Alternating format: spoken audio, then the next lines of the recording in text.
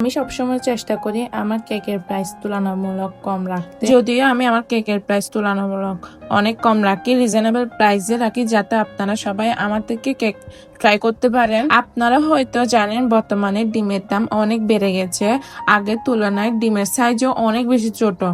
এখন ফার্স্টে আপনারা দেখেছেন যে আমি একটা উপরে কেকের স্লাইস দিছি, এই কেকটা ছিল 1.5 পাউন্ডের, কাস্টমারে অর্ডার করেছিল।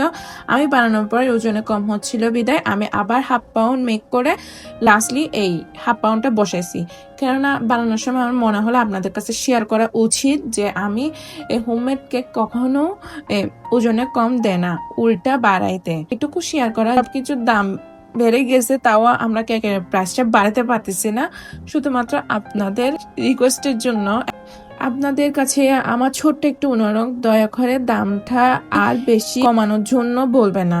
আপনাদের ভালোবাসা, বিশ্বাস আর সাপোর্টে আমার জন্য সবচেয়ে বড় পাওয়া। আপনাদেরকে অনেক বেশি ধন্যবাদ। আমার ছোট বিগিন জার্নিটাকে একটু সাপোর্ট করেন।